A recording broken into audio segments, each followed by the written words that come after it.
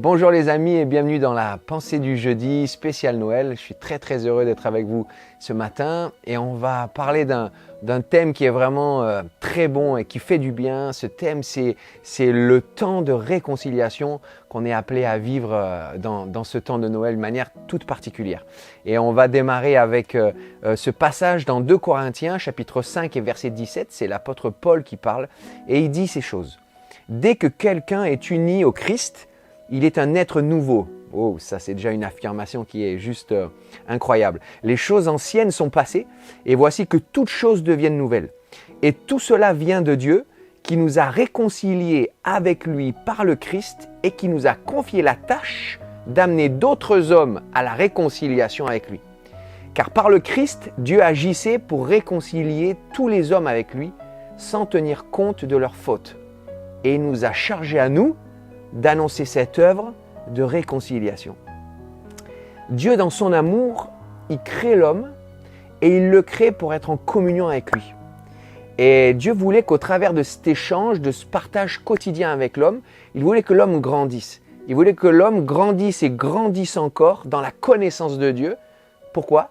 Parce que Dieu voulait qu'au travers de cet échange et de cette croissance, l'homme atteigne la stature parfaite de Christ. Christ qui était déjà bien là, il était à l'origine de la création. La Bible dit que tout a été créé par lui et pour lui. Et voilà ce que la Bible déclare concernant toute la création divine, l'homme y compris. C'est dans Genèse 1, 31, il est écrit ces choses. Dieu vit alors que tout ce qu'il avait fait était très bon. Dieu voit tout ce qu'il fait et il dit « c'est très bon ».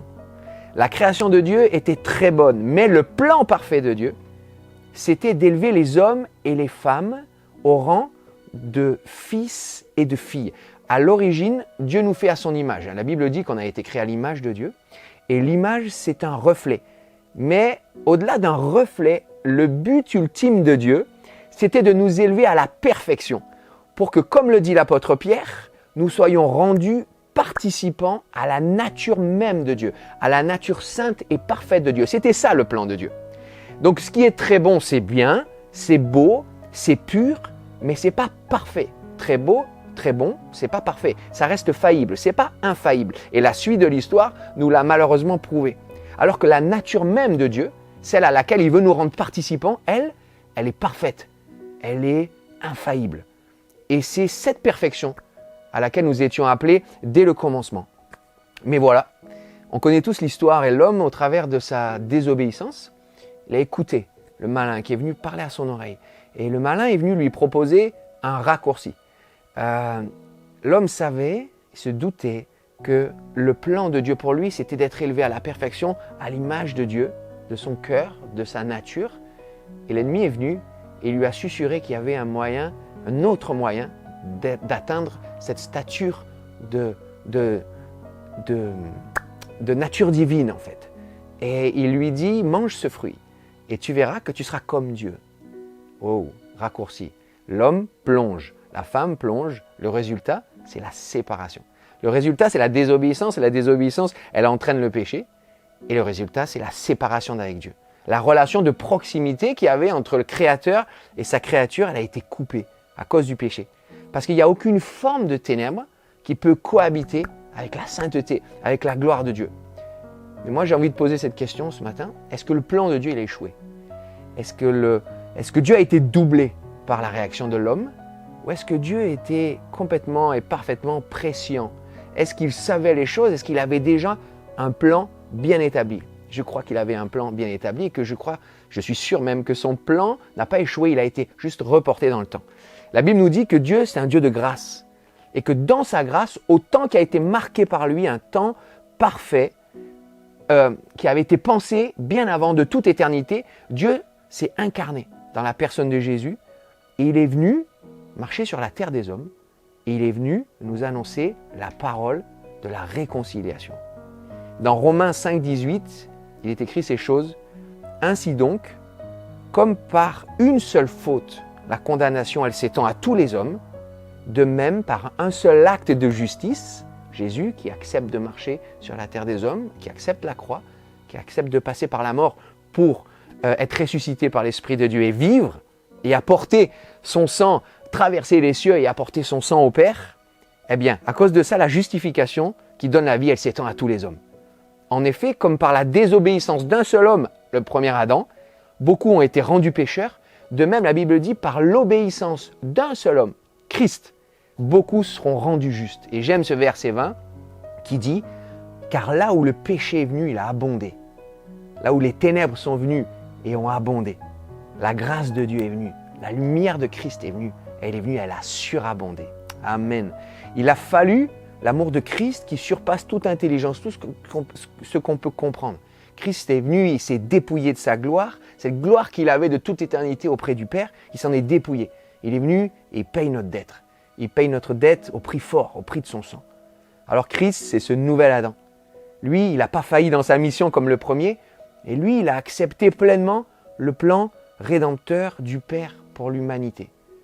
La Bible dit que le plan de Dieu pour Jésus, c'était de l'élever à la perfection comme le premier Adam, mais au travers de la souffrance. Il voulait élever à la perfection par la souffrance l'auteur de notre salut à nous.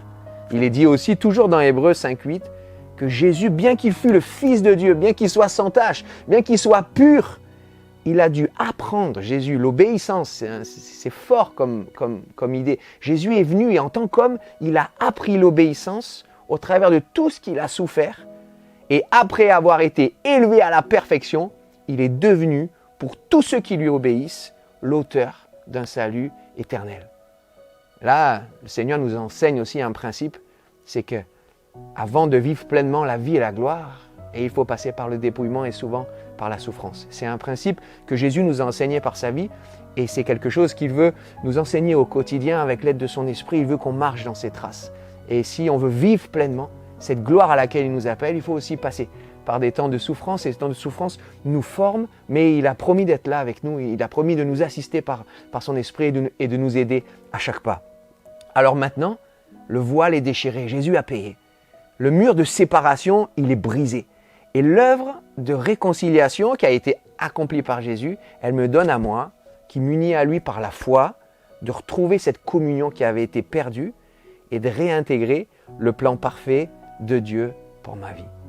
Alors pour finir, je voudrais vraiment nous encourager, à nous qui avons bénéficié de l'annonce de ce message salvateur, que nous puissions par la grâce de Dieu toujours et avec l'aide de son esprit, honorer de tout notre cœur ce ministère de la réconciliation qui nous a été donné, qui nous a été confié par le Seigneur.